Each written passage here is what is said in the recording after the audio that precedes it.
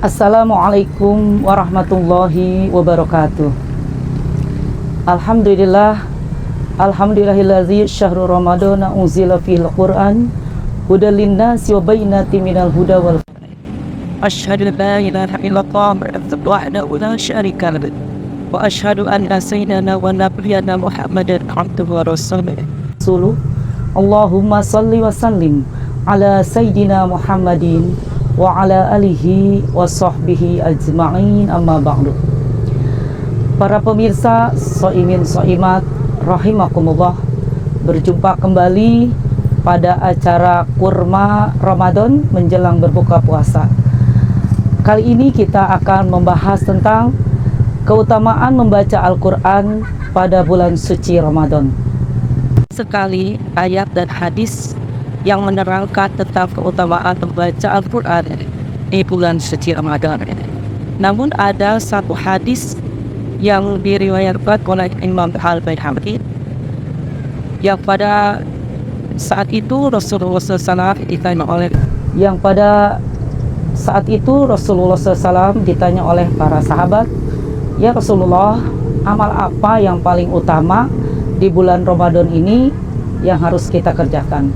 Maka Rasulullah SAW bersabda, Abdulul ibadati ummati qiraatul Quran." Ibadah yang paling utama untuk umatku adalah membaca Al-Quran. Nah, kenapa Al-Quran ini adalah ibadah yang paling utama? Karena satu huruf apabila kita baca, maka Allah akan memberikan 10 kebaikan. Sebagaimana sabda Rasulullah SAW, "Man qara'a harfan min kitabillah fa innahu lahu hasanatun wal hasanatu asru amsalihha." Barang siapa yang membaca satu huruf dari kitab Allah, yakni Al-Quran, maka baginya 10 kebaikan. Bayangkan, satu huruf Allah berikan 10 kebaikan. Contoh, misalnya kita membaca Alif Lam Mim. Alif Lam Mim itu 3 huruf. Maka Allah akan memberikan 30 kebaikan. Satu huruf untuk 10 kebaikan. Kebaikan yang kita rasakan di dunia ini, contoh seperti hubungannya dengan suami, atau sebaliknya suami tangga kita harmonis hubungannya dengan suami, atau sebaliknya suami harmonis hubungannya dengan kita, satu. Kita juga diberikan keturunan atau putra putri yang soleh dan solehah, 2. Kita juga diberikan kesehatan yang alhamdulillah, semangat untuk ibadah, semangat untuk bekerja, semangat untuk tadi membaca Al-Quran, 3. Kita juga mungkin diberikan keberkahan, dilancarkan dalam rezekinya, 4, 5.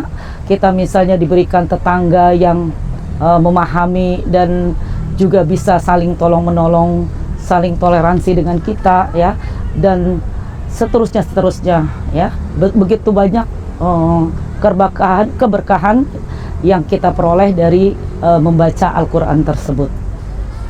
Para pemirsa Soimin Soimat rahimakumullah, pada bulan suci Ramadan ini adalah diturunkannya Al-Quran. Syahrul Ramadan unzila fihil Qur'an hudal linnasi wa bayyinatin minal huda wal furqan. Maka para sahabat banyak sekali yang bisa atau menghatamkan Al-Quran. Seperti Imam Al-Bukhari itu bisa menghatamkan satu bulan itu 60 kali. 60 kali, bayangkan, berarti satu hari 2 kali khatam. Dan para sahabat juga banyak sekali yang menghatamkan Al-Quran. Seperti Imam Ibnu Mas'ud, dia ingin sekali menghatamkan Al-Quran sehari itu 3 kali. Tapi karena kata Rasulullah harus mentadaburi, maka beliau hanya bisa menghatamkan 3 hari sekali khatam, 3 hari sekali khatam. Jadi satu bulan Ramadan itu 10 kali khatam. Kenapa para sahabat itu sangat bersemangat sekali membaca Al-Quran pada bulan Ramadan? Karena itulah Al-Quran diturunkan pada bulan suci Ramadan ini, sehingga bulan Ramadan itu adalah bulannya Al-Quran. Nah, seperti saya tadi bilang bahwa satu huruf Allah berikan, yaitu 10 pahala atau 10 kebaikan. Tapi jangan pula kita terlalu qanaah dalam membaca Al-Quran. Ya sudahlah, aku baca satu huruf saja hari ini, misalnya Nun, besoknya lagi Qaf, lusa ya misalnya Yasin, lusa lagi, besoknya lagi Alif Lam Ra. Tapi bukan begitu pula ya. Jadi Rasulullah SAW bersabda, mengatakan kepada kita bahwa setiap huruf yang kita baca Allah berikan 10 kebaikan. Itu untuk memotivasi kepada kita supaya kita rajin membaca Al-Quran. Bacalah pada bulan Ramadan ini Al-Quran setiap hari 1 lembar, kalau bisa 2 lembar, kalau bisa 3 lembar, ya mudah-mudahan sampai 4-5 lembar sehari bisa akhirnya hatam 1 juz, dan 30 hari bisa hatam 30 juz. Hadirin para pemirsa soimin soimat yang saya hormati, yang dirahmati Allah Subhanahu wa Ta'ala. Keutamaan membaca Al-Quran juga banyak. Masih Rasulullah SAW memberikan atau bersabda, Iqra'il Quran fa innahu ja'a yaumal qiyamati syafi'an li ashabihi. Bacalah Al-Quran, karena Al-Quran nanti akan menjadi penolong kita di hari kiamat. Dan Al-Quran nanti akan mencari-cari kita pada hari kiamat nanti untuk memberikan pertolongan. Karena kita pada hari kiamat nanti bukan ditolong oleh sahabat kita, bukan pula ditolong oleh anak atau orang tua kita atau yang lainnya. Yang hanya bisa menolong kita adalah satu, syafaatnya Rasulullah SAW, dan yang kedua adalah Al-Quran ya. Karena pada hari kiamat itu semuanya sibuk dengan urusannya.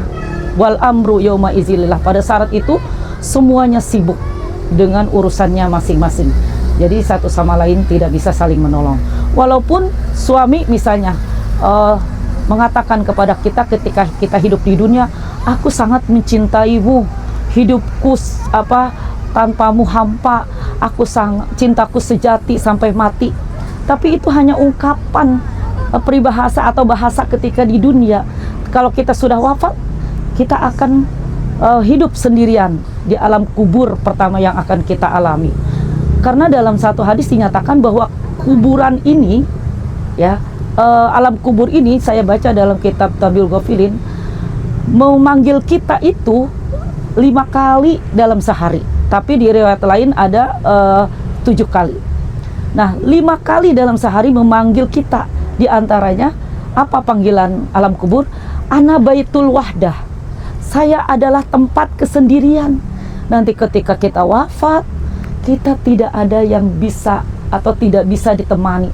Suami yang sangat mencintai kita pun tidak akan bisa menemani kita. Maka apa kata alam kubur?